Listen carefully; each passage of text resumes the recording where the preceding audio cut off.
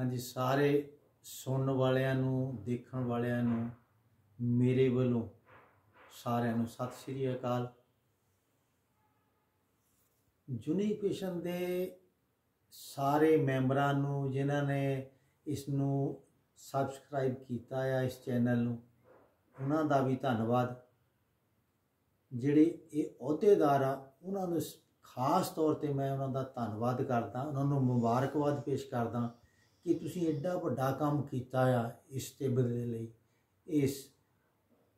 ਇਹਦਾ ਕੋਈ ਵੀ ਮੇਰੇ ਕੋਲ ਸ਼ਬਦ ਨਹੀਂ ਇਹੋ ਜਿਹਾ ਕਿ ਮੈਂ ਤੁਹਾਡਾ ਧੰਨਵਾਦ ਕਰ ਸਕਾਂ। ਸੋ ਤੁਹਾਨੂੰ ਬਹੁਤ ਬਹੁਤ ਮੁਬਾਰਕਬਾਦ ਦਿਲ ਦੀਆਂ ਗਹਿਰਾਈਆਂ ਤੋਂ, ਐਡਾ ਵੱਡਾ ਕੰਮ ਕੀਤਾ ਇਨਸਾਨੀਅਤ ਦੇ ਲਈ। ਸੋ ਅੱਜ ਮੈਂ ਇਹ ਦੋ ਨੁਸਖੇ ਪੇਸ਼ ਕਰ ਰਿਹਾ, ਮੇਰੇ ਵੱਲੋਂ ਮੈਂ ਦੋ ਨੁਸਖੇ ਦੇ ਰਿਹਾ। ਇਹ ਦੋ ਨੁਸਖੇ ਇਹ ਰਿਜ਼ਵਾਨ ਸ਼ਾਹ ਦੀ ਨਜ਼ਰ ਕਰ ਰਿਹਾ ਮੈਂ।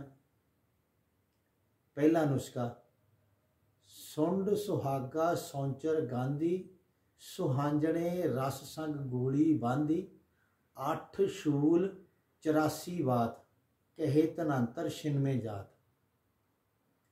ਸੁੰਡ ਸਾਰੇ ਜਾਣਦੇ ਆ, ਸੁੰਡ। ਸੁਹਾਗਾ, ਸੁਹਾਗਾ ਇਹਦੇ ਵਿੱਚ ਫੂਲਾ ਲੈਣਾ, ਬਰੀਆਂ ਸੁਹਾਗਾ। ਸੁੰਡ ਸੁਹਾਗਾ, ਸੌਂਚਰ ਕਾਲਾ ਨਮਕ, ਗਾਂਧੀ ਹਿੰਗ। ਇਹ ਚਾਰ ਚੀਜ਼ਾਂ ਲੈ ਕੇ ਇਹਨਾਂ ਦਾ ਪਾਊਡਰ ਕਰਕੇ ਬਰੀਕ ਕਰਕੇ ਮਿਕਸ ਕਰਕੇ ਇਸ ਨੂੰ ਸੁਹਾਂਜਣੇ ਦੇ ਰਸ ਨਾਲ ਇਹ ਗੋਲੀ ਬਣਾਉਣੀ ਹੈ। ਸੁਹਾਂਜਣੇ ਦੇ ਰਸਾਂ ਇਹਦੇ ਵਿੱਚ ਗੋਲੀ ਖਰਲ ਕਰਕੇ ਸੁਹਾਂਜਣੇ ਰਸਾਂ ਗੋਲੀ ਬਣਾਉਣੀ। ਇਹ ਗੋਲੀ ਚਣੇ ਬਰਾਬਰ ਬਣਾਉਣੀ ਹੈ। ਦਿਨ ਵਿੱਚ 2 ਗੋਲੀਆਂ ਦੇਣੀਆਂ ਗਰਮ ਪਾਣੀ ਦੇ ਨਾਲ, ਕੋਸੇ ਪਾਣੀ ਦੇ ਨਾਲ ਦੇ ਸਕਦੇ ਆ। 2 ਤੋਂ ਜ਼ਿਆਦਾ ਨਹੀਂ, ਇੱਕ ਸਵੇਰੇ ਇੱਕ ਸ਼ਾਮ ਦੇ ਦਿਓ। ਬਹੁਤ ਵਧੀਆ ਰਿਜ਼ਲਟ ਆ। ਕਈ ਸੱਜਣਾਂ ਨੂੰ ਉਹ ਇੰਨੇ ਉਹਨਾਂ ਦਾ ਬਾਈਵਾਦੀ ਬੜਾ ਸੀਰ ਹੁੰਦਾ ਕਿ ਇੱਕ ਵਾਰੀ ਚਾਵਲ ਖਾ ਲੈਣ ਤਾਂ ਉਹਨਾਂ ਨੂੰ ਕਿਤੇ ਨਾ ਕਿਤੇ ਪ੍ਰੋਬਲਮ ਸ਼ੁਰੂ ਹੋ ਜਾਂਦੀ ਆ। ਕੋਈ ਦਰਦ ਹੋਣ ਸ਼ੁਰੂ ਹੋ ਜਾਂਦਾ ਜਾਂ ਕਿਸੇ ਪਾਸੇ ਵੀ ਸ਼ੁਰੂ ਹੋ ਜਾਂਦਾ। ਉਸ ਇੱਕ ਗੋਲੀ ਖਾਣ ਨਾਲੇ ਉਹ ਠੀਕ ਹੋ ਜਾਂਦੇ। ਸੋ ਇਹ ਦੁਬਾਰਾ ਮੈਂ ਫਿਰ ਬੋਲਦਾ, ਸੁੰਡ ਸੁਹਾਗਾ ਸੌਂਚਰ ਗਾਂਧੀ, ਸੁਹਾਂਜਣੇ ਰਸ ਸੰਗ ਗੋਲੀ ਬਾਂਦੀ, 8 ਸ਼ੂਲ 84 ਬਾਤ, ਕਹੇ ਧਨੰਤਰ ਛਿਨਵੇਂ ਜਾਤ।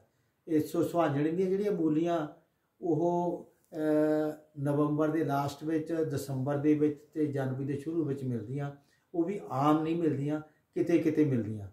ਸੋ ਤੁਸੀਂ ਇਹਦੇ ਲਈ ਕੋਸ਼ਿਸ਼ ਕਰਕੇ ਉਹ ਤੁਸੀਂ ਟਰਾਈ ਕਰ ਲੈਣਾ। ਅਤੇ ਅਗਰ ਉਹ ਨਾ ਮਿਲਣ ਅਤੇ ਸੁਹਾਂਜਣੇ ਦੇ ਬੂਟੇ ਦੇ ਤੁਸੀਂ ਪੱਤਿਆਂ ਦਾ ਰਸ ਕੱਢ ਕੇ ਪਾ ਸਕਦੇ ਆ।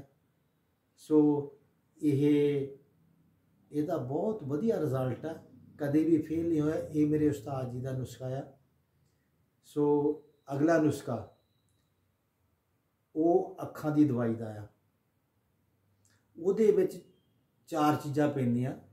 ਨੰਬਰ 1 ਨਿੰਬੂ ਦਾ ਰਸ, ਨੰਬਰ 2 ਅਦਰਕ ਦਾ ਰਸ, ਨੰਬਰ 3 ਚਿੱਟੇ ਪਿਆਜ਼ ਦਾ ਰਸ। ਇਹ ਧਿਆਨ ਰੱਖਣਾ, ਦੂਜਾ ਨਹੀਂ ਚਿੱਟਾ ਪਿਆਜ਼ ਵਰਤਣਾ। ਮੈਂ ਅੱਜ ਤੱਕ ਚਿੱਟਾ ਵਰਤਿਆ, ਮੈਨੂੰ ਚਿੱਟਾ ਦੱਸਿਆ ਸੀ, ਸੋ ਮੈਂ ਚਿੱਟਾ ਹੀ ਵਰਤ ਰਿਹਾ। ਅਤੇ ਚੌਥੇ ਨੰਬਰ 'ਤੇ ਹੈ ਸ਼ਹਿਦ। ਸ਼ਹਿਦ ਤੁਸੀਂ ਇਹ ਦੇਖ ਲੈਣਾ ਕਿ ਇਹ ਯਕੀਨ ਕਰ ਲੈਣਾ ਇਸਦਾ ਕਿ ਉਹ ਸ਼ੁੱਧ ਹੋਵੇ। ਆਮ ਦੁਕਾਨਾਂ ਤੋਂ ਵਿਕਣ ਵਾਲਾ ਜਿਹੜਾ ਸ਼ਹਿਦ ਆ ਉਹ ਤੁਸੀਂ ਨਹੀਂ ਆਮ ਲੈਣਾ। ਅਤੇ ਸੋ ਉਹ ਤੁਸੀਂ ਦੇਖ ਲੈਣਾ ਕਿ ਛੋਟੀ ਮੱਖੀ ਦਾ ਮਿਲ ਜਾਏ ਤਾਂ ਬਹੁਤ ਬਿਹਤਰ ਆ। ਅਗਰ ਦੂਜੀ ਦਾ ਵੀ ਮਿਲ ਜਾਏ, ਸ਼ੁੱਧ ਮਿਲ ਜਾਏ, ਤਾਂ ਉਹ ਵੀ ਤੁਸੀਂ ਵਰਤ ਸਕਦੇ ਹੋ।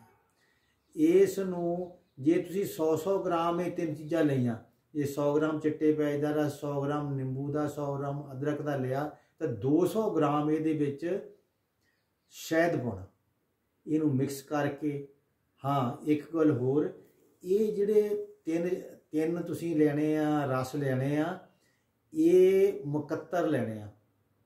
ਜਿਸ ਤਰ੍ਹਾਂ ਸ਼ਾਮ ਨੂੰ ਤੁਸੀਂ ਰਸ ਕੱਢ ਕੇ ਤੁਸੀਂ ਕੱਚ ਦੇ ਗਲਾਸਾਂ ਦੇ ਵਿੱਚ ਰੱਖ ਲਓ ਅਤੇ ਸਵੇਰ ਨੂੰ ਉਹ ਨਿਤਾਰ ਕੇ ਤੁਸੀਂ ਆਪਣੇ ਮਾਤਰਾ ਦੇ ਅਨੁਸਾਰ, ਜੇ 100 ਗ੍ਰਾਮ ਲਿਆ ਤਾਂ 100 ਗ੍ਰਾਮ ਬਰਾਬਰ ਮਾਤਰਾ 'ਚ ਪਾ ਕੇ ਤਾਂ 200 ਗ੍ਰਾਮ ਵਿੱਚ ਸ਼ਹਿਦ ਪਾ ਦਿਓ।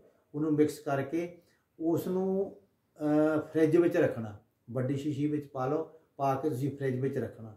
ਅਤੇ ਜਦੋਂ ਤੁਸੀਂ ਕਿਸੇ ਨੂੰ ਦੇਣਾ ਆ, ਛੋਟੀਆਂ ਸ਼ੀਸ਼ੀਆਂ ਜਿਹੀਆਂ ਆਮ ਤੌਰ 'ਤੇ ਪਲਾਸਟਿਕ ਦੀਆਂ ਸ਼ੀਸ਼ੀਆਂ ਮਿਲਦੀਆਂ, ਉਹਦੇ ਵਿੱਚ ਖਾਸ ਧਿਆਨ ਇੱਕ ਹੋਰ ਰੱਖਣ ਵਾਲੀ ਗੱਲ ਆ ਕਿ ਉਹਦੇ ਵਿੱਚ ਜੋ ਸ਼ੇਕ ਕਰਨਾ, ਜੋ ਗਲੀ ਕੱਢਣੀ ਆ, ਉਹ ਤੁਸੀਂ ਲੋਹੇ ਦੀ ਸਲਾਈ ਜਾਂ ਲੋਹੇ ਦੀ ਸੂਈ ਦੇ ਨਾਲ ਬਿਲਕੁਲ ਨਹੀਂ ਉਹਨੂੰ ਯੂਜ਼ ਕਰਨਾ। ਉਹਦੇ ਵਿੱਚ ਤੁਸੀਂ ਟੁੱਥਪਿਕ ਮਤਲਬ ਕਿਸੇ ਵੀ ਬਾਂਸ ਦੇ ਤੀਲੇ ਦੇ ਨਾਲ ਜਾਂ ਕਿਸੇ ਵੀ ਲੱਕੜੀ ਦੇ ਨਾਲ ਉਹ ਤੁਸੀਂ ਗਲੀ ਕੱਢਣੀ ਆ। ਤੇ ਜਿਨ੍ਹਾਂ ਨੂੰ ਦੇਣੀ ਆ ਦਵਾਈ, ਉਹਨਾਂ ਨੂੰ ਵੀ ਇਹ ਕਹਿਣਾ ਕਿ ਦਵਾਈ ਪਾਉਣ ਤੋਂ ਬਾਅਦ ਇਹਨੂੰ ਫਰਿੱਜ ਵਿੱਚ ਰੱਖਣਾ, ਇਹਨੂੰ ਬਾਹਰ ਨਹੀਂ ਰੱਖਣਾ, ਫਰਿੱਜ ਵਿੱਚ ਰੱਖਣਾ। ਇਹਦਾ ਬਹੁਤ ਵਧੀਆ ਰਿਜ਼ਲਟ ਆ। ਅੱਖਾਂ ਦੇ ਵਿੱਚ ਖਾਰਿਸ਼ ਹੋਵੇ, ਜਾਲਾ ਹੋਵੇ, ਇਹਦੇ ਵਿੱਚ ਚਿੱਟਾ ਮੋਤੀਆ ਹੋਵੇ, ਬਿਲਕੁਲ ਸਾਫ਼ ਕਰ ਦਿੰਦੀ ਆ ਇਹ ਤੁਹਾਨੂੰ।